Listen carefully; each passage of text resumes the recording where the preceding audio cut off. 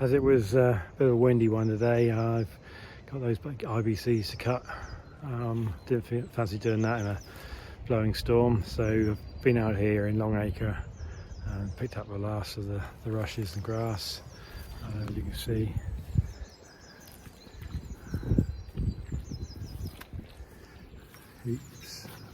heaps all around the field.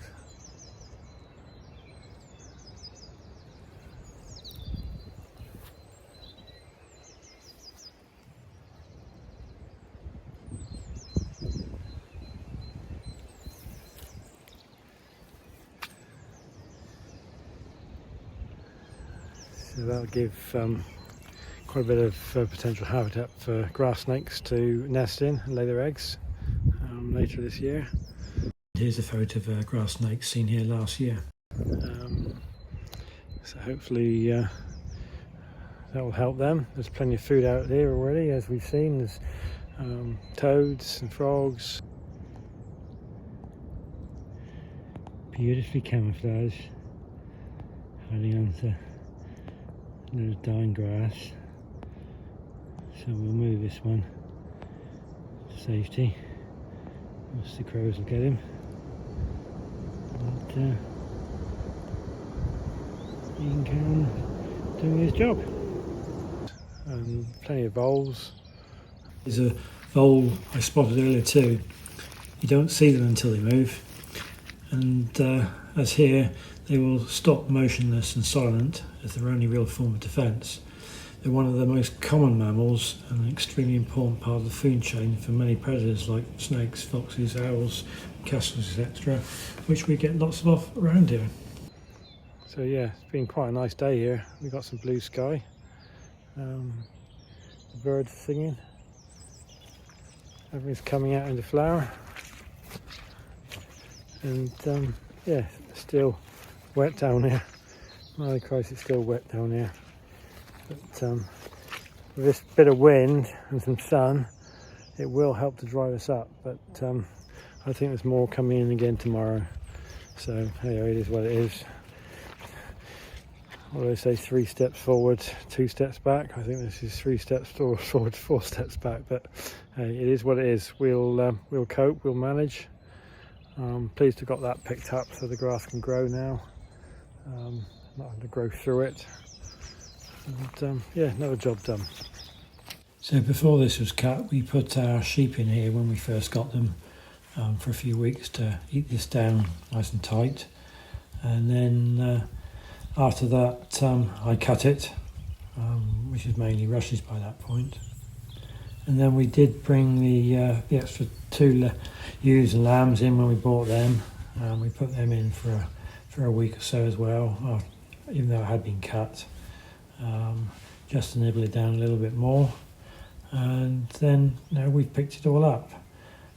So by removing all the cut vegetation, we're preventing it from rotting down and adding nutrients to the ground. The nutrients would then make the grass grow, which is great for grazing, but it would outcompete with the flowers. So hopefully this gives the flowers a chance, and if all been well, we'll get a good display of flowers through the early and midsummer, and this will attract a huge variety of insects to the flowers.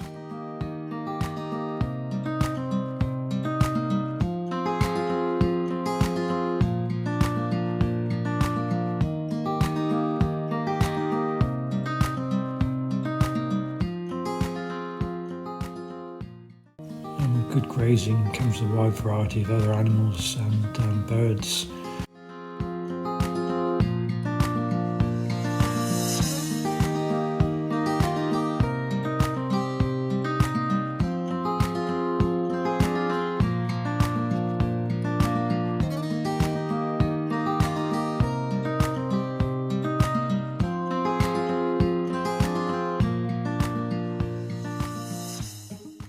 We've got quite a big muck heap here, so we cleared out a neighbouring farmer's cowshed last year, and one thing with muck heaps is you always get a lot of stinging nettles growing on them, and I used to I've used stinging nettles is a bit of a nuisance and just used to cut them down, discard them.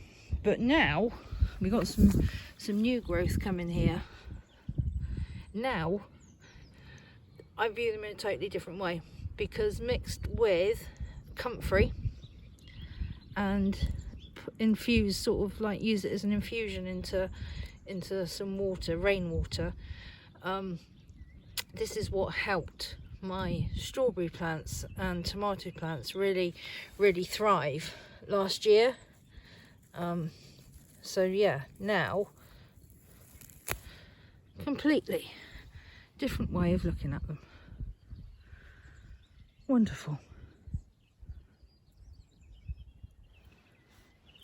So this water butt here is what I use for my comfrey and nettle tea infusion. So what I do, this is whelming, and it's a good job there's not such a thing as a smelly vision. That never did take off, did it?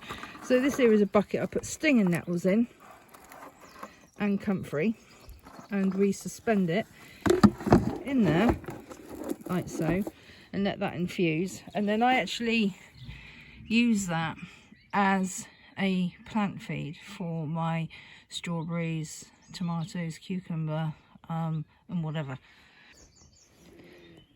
And the comfrey's coming along nice as well. That was given to me by a neighbour.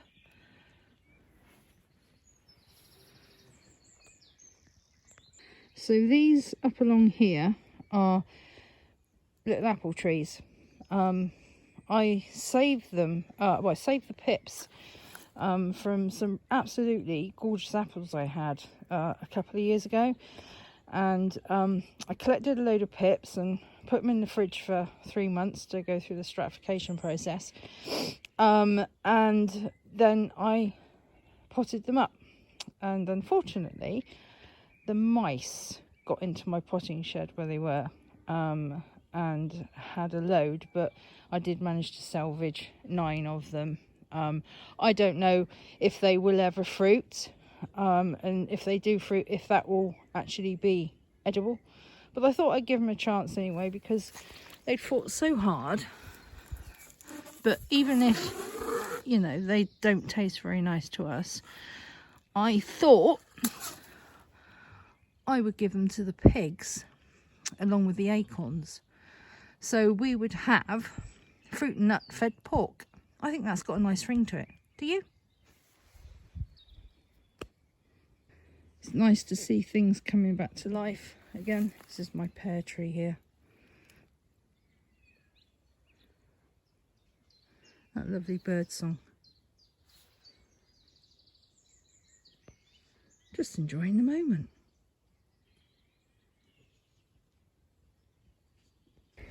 Another apple tree here, coming out into flower. Such pretty flowers. I actually got this one a couple of years ago as well from Ensley, near Tavistock. Unfortunately, I mean, that was one of the really good garden centres that I used to visit sort of every year, or most years. And it's just having its closing down sale, so it's got all its leftover shrubs and trees and plant pots and plant staging. It's all up for sale. I think that's quite sad, to be honest, because it was such a nice garden centre, really nice, not overly commercial like some of them around here, but hey ho. If you enjoy our videos, please hit the like and subscribe buttons. Even if you don't like it, still hit the like and subscribe button.